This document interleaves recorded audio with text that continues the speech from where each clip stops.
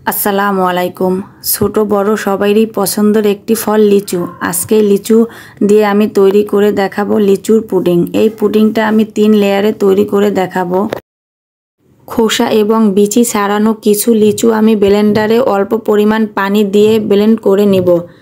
তারপরে একটি ছাঁকনিতে আমি ছেঁকে নিব। এখানে মেজারমেন্ট কাপের 3 কাপ লিচুর জুস আছে। একটি বাটিতে মেজারমেন্ট কাপের 2 কাপ নিয়ে নিব। বাকি আর1 কাপ আমি আলাদা রেখে দিব।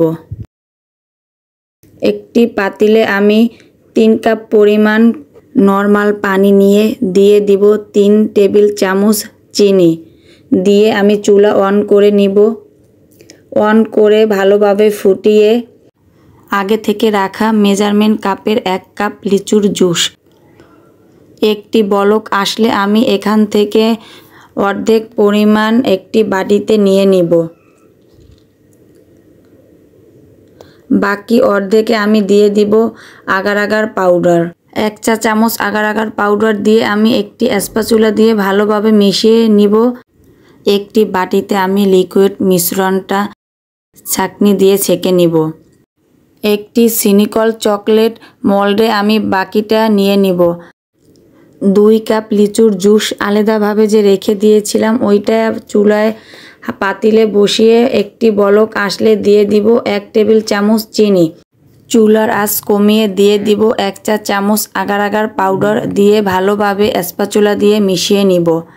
ভালোভাবে মিশিয়ে নিয়ে একটি ছেঁকনিতে আমি ছেঁকে আগে থেকে বাটিতে সেট করা পুডিংয়ের উপরে আরেকটি লেয়ারের জন্য দিয়ে দিব। প্রথমবার যে জাল দিয়ে অর্ধেকটা মিশ্রণ তুলে রেখেছিলাম ওইটা আমি দিয়ে আবার 1 চা চামচ আগার আগার পাউডার দিয়ে একটি বলক আসলে একটি ছাঁকনিতে নিয়ে আমি ছেঁকে নিব। ছেঁকে নেওয়ার কারণ হলো কিছুটা আগার আগার পাউডার জমা হয়ে থাকে, এই কারণে ছেঁকে নিলে ভালো হয়। পুরোটাই আমি তৃতীয়বারের মতন বাটিতে সম্পূর্ণ নিয়ে নিব। নর্মাল ফ্রিজে আমি 1 ঘন্টার জন্য রেখে দিব। ভালোভাবে পুডিংটা সেট হবে এবং ঠান্ডা হওয়ার জন্য। 1 ঘন্টা পর আমি ফ্রিজ থেকে নামিয়ে ছুরি বা চামিচের সাহায্যে চারপাশে একটু ছাড়িয়ে নিব। পুডিংয়ের বাটির উপরে আমি একটি প্লেট রেখে প্লেটটি উল্টিয়ে নিয়ে 2-1 বার পুডিংয়ের বাটি ঝাঁকি দিয়ে আমি পুডিংটা নিয়ে নিব। খুব সুন্দরভাবে পুডিং সেট হয়েছে।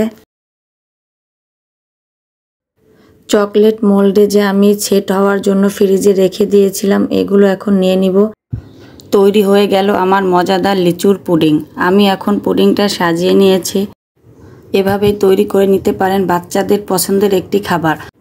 ভিডিওটি ভালো লাগলে লাইক দিয়ে চ্যানেলটি সাবস্ক্রাইব করে বেল আইকনটি বাজিয়ে রাখবেন পরবর্তী নোটিফিকেশন পাওয়ার জন্য। আজকের মতন এখানেই বিদায় নিব।